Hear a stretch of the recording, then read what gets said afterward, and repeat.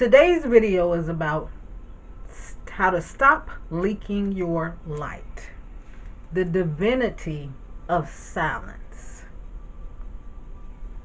You have got to start plugging those validation holes. You don't know how harmful you are to yourself by releasing information about yourself, about your life to people seeking validation, whether you know that's what you're doing or not. When you're releasing information to get approval from people outside of you, that is seeking validation. We have all been guilty of that at some point, so don't get offended and don't go saying, oh, that ain't me. We've all done it. However, some of us do it unsubconsciously and unknowingly to ourselves, harming ourselves. You know those people when you telling them something that you gonna do, and then they run and do it before you, or they try to do it in a bigger way than you do. Or for some of you, you have told people your plans and you done gave them a map how to sabotage you, how to sabotage your plans, or put stumbling blocks in your path, or place stumbling blocks in your path to keep you from getting there. And you weren't even aware that they played a part in that. But you helped them by telling them what you were going to do. If there is a power in keeping things to yourself. I used to do that all the time. I used to go around and tell people, oh, I'm going to start a business. I'm going to start my own business. I'm going to do X, Y, and Z. I'm going to do this. I'm going to do that because I know this is my God's gift, blah, blah, blah. I did that for so many years. And you know what I wasn't focusing my time and energy on? Actually starting anything. I wasn't doing shit but talking. All the while, I was building up these people who had heard this over and over and over. And they was like, oh, she ain't gonna do nothing. Oh, she just talking. Oh, girl, please. Who you think you is? And all that kind of shit. And those people are revealed to you when you actually accomplish that goal that you were talking about. But like I said, when you're saying things to seek validation from other people, you're really harming your own self. Because you don't even know those very people who are listening could be some of the same ones who are going to try to beat you to the punch with your own idea, or put stumbling blocks in your way to try to keep you from completing your idea. And some of those stumbling blocks can be detrimental, not only to some people's health, to your physicality, but to the place that you are scaled, to where you scale in life, on the map of success. So just be mindful of just being quiet. Just stay quiet. Just shut up. Forgive the fan, but these flashes is tragedy.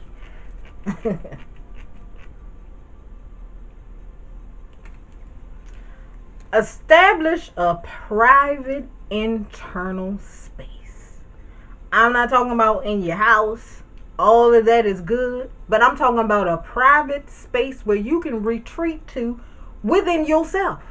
Even if you in a crowd of people. Let it reflect something that brings you peace outside. An external place. Perhaps you're most peaceful in a rainforest, for instance. In a beautiful park on the bench. Start to build that when you close your eyes. You know what I mean? Even if you're not into meditating. Closing your eyes and watching your breath is meditating. It's as simple as that. You don't have to be in one of them poses, on the ground, all that. You can meditate anywhere. However, I digress. but build you an eternal, peaceful place to retreat to. Because there is always going to be chaotic situations. There are always going to be chaotic people you around. Perhaps they at work and you just got some toxic coworkers that always feel the need to come around your desk. And you know that those of us who, like to roll it right off the tongue, keep it 100, speak the truth, you can't always do that in the workplace. You know what I mean? So sometimes you need to learn how to disassociate yourself with your external environment. Sometimes you need a retreat. You can't always just get up and move. Maybe you work in an open office setting, a cubicle setting. Maybe the chaotic people live in your house. You can't always retreat. You have to be amongst chaotic people, chaotic situations. Learn to get silent within yourself. You don't have to close your eyes or none of that. All you have to do is visualize. Like when you used to imagine when you was a child and you done built this fort, under some furniture in the living room with some sheets over it, whatever. But when you were inside that fort, it was something else. Maybe it was a cave. You know what I mean? And you was a warrior retreating or resting or whatever. Or, maybe if you was a young girl, it was a castle. Whatever.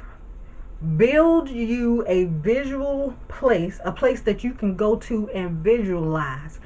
And be silent with yourself in the midst of chaos.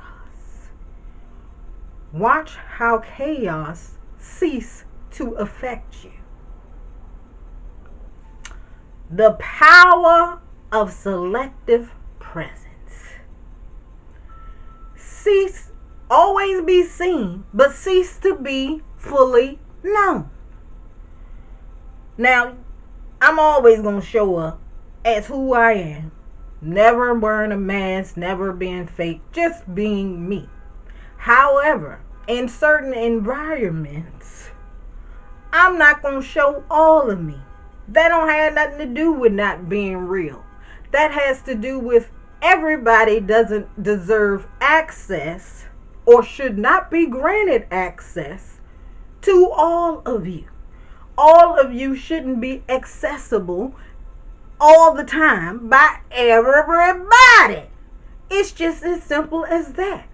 Because all people do not have good intentions. Some people are energy vampires. Some people want to bring you down because they are down. Some people want to manipulate you. Some people want to put stumbling blocks in your way. There is a power of showing up, being seen, but not being fully present. People can see you. People know you're there. People have some sense of knowing you, but they don't fully know you. And sometimes they see certain characteristics, and sometimes they don't. Always keep it a mystery and keep them guessing. They shouldn't have full access to you. The only person who should have total access to you is you. You should be the only one that fully accesses everything about you. Period. Now, discernment. I know that you all have heard this word over and over, especially those of you that was raised in church. Discernment is a powerful word. It's a powerful tool that should be utilized throughout your life. Learn to build your walls out of discernment rather than fear. It's never about being fearful of being who you are. It's never about that. But you definitely should be discerning on the people that you allow around you, the choices that you make, and the places that you choose to go. That old powerful thing, people, places, and things. Discernment is key in all of that. It can save you a lot of heartache, negativity, toxicity, and wasted time. irritation, just dealing with people. You know how you be sitting at the park or the picnic and you be having a good time. And all of a sudden this damn net keep coming around this you know what I mean? You had discernment before you got to the park and you kind of expected that because that's what they do. So you take precautions to be in that situation to protect yourself from the nets. Well, you have to do that with environments, with people, and with things. You have to have a discernment within yourself to know where boundaries need to be drawn. Not drawn walls up because you're afraid, afraid of getting hurt, afraid of experiencing or trying new things, afraid of going new places, even places alone. That's building up a wall of fear. You don't need to live like that because that is not living. However, having discernment about where you go, what you're going to participate in, and who you're going to do it with, to me, is the passport to peaceful life.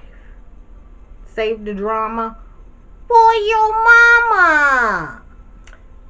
Cultivate a self bond and trust it.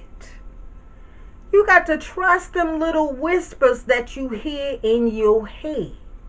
After discerning which one is your ego and which one is truly your spirit, you need to trust it and distrust the shouting of the world. Because the world is always shouting things at you. You just don't realize that you haven't been listening. But I guarantee after this video, you're going to be listening.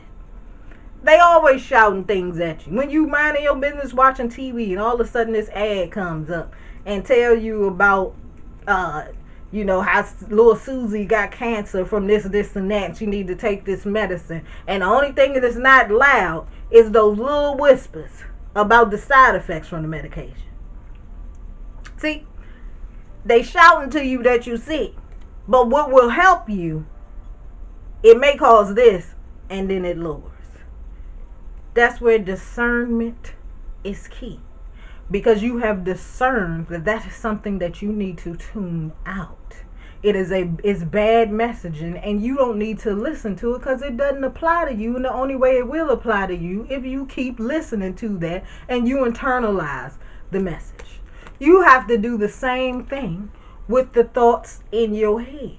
Because your ego will come up and tell you all kind of things. The negative voice in you that's trying to keep you from achieving your best will tell you all kind of things. And depending upon how long you've listened to it and how much credence you've given to what it said is how loud it is for you, because everybody's is different. But you have to learn to cultivate a bond with yourself and then learn to trust yourself. I don't care if you ain't tried nothing before or you haven't tried this before and you want to. You see yourself, going for the new promotion at work. But somebody done told you that you can't do it, or you done read some kind of skill set under the description that you don't have. Don't talk yourself out of not doing that. Is it possible that you could take a quick course, a certification, to get that skill set? Is it possible that you can learn that skill set from observing or working closely with somebody else on the job? Is it possible that you already have that skill set, but it's actually a transferable skill from something that you already know or something that you already do?